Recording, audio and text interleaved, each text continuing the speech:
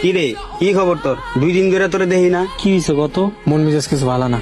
আচ্ছা, তোরা তোমার বন্ধু, আমার জন্য কি করতে পারবি? এটা কি ধরনের প্রশ্ন? তোর লাগে কি না করছি? একলাগে কত আকাম কুকাম করছি, আর এখন জিগাইতেছস তোর লাগে কি করতে পারমু? তুই খালি ক কি করতে হইব। তাহলে আজকে বন্ধুদের পরীক্ষা দে, নুসরাতে তুলে নিয়ে যাবো, বিয়া করে ঘরে তুলুম। তোরা আমার সাহায্য করবি, যদি সাহায্য করিস তাহলে বুঝুন তোরা আমার প্রকৃত বন্ধু। এটা তো খুব রিস্কি কাজ রে। এটা কি মার্ডারের চেয়ে কঠিন? তা না, খরচাপাতি লাগবো, টাকা আছে তো? এনে 1 লাখ টাকা আছে, দুজনে সমানভাবে ভাগ করে নিবি। এখানে চিৎকার করে কোনো লাভ হবে না, তোমরা অনেক দূরে আনছি, পাশে কোনো বাড়ি খান নাই। আমার এখানে কেন নিয়েছেন? আমি কোনো খারাপ উদ্দেশ্যে তোমার এখানে নিয়ে আসি নাই, আমি তোমার বিয়া করতে চাই নুসরাত। তোমার সন্ধ্যা পর্যন্ত টাইম দিলাম, বালায় বালায় রাজি হয়ে যাও, বিয়ে করে সোজা বাড়িতে নিয়ে তুলুম। যদি রাজি না হও, তোমার ইজ্জত নিয়ে বাড়িতে যাইতে পারবে না। আল্লাহর কসম, জান দিয়ে দিমু, তারপরে ইজ্জত দিমু না। আরে নুসরাত, আমি তোমারে ভালোবাসি, এটা কেন বুঝো না তুমি? তোমার আমার বিয়া হইব, বাচ্চা হইব, সংসার করবো। আল্লাহর দোহাই লাগে, এখন অনেক সময় আছে, আমারে যাইতে দেন।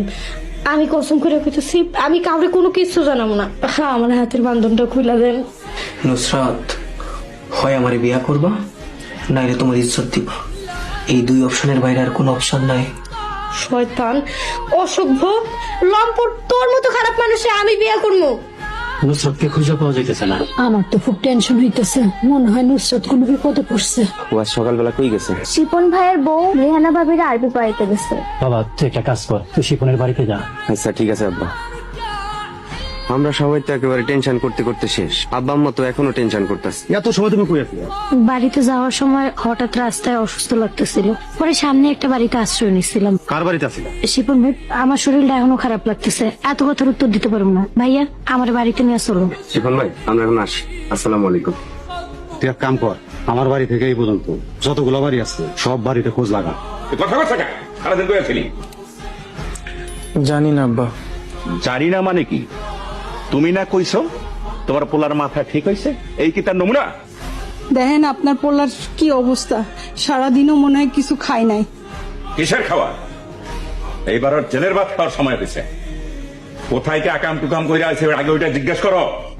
আপনি এমন করেন না, চল বাবা করে খাবি। আব্বা, আপনি খাইছেন?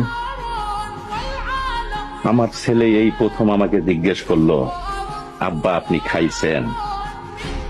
আমার তো মনে হয় তোমার ছেলের মাথা পুরোটাই গেছে। খেয়াল রাখো।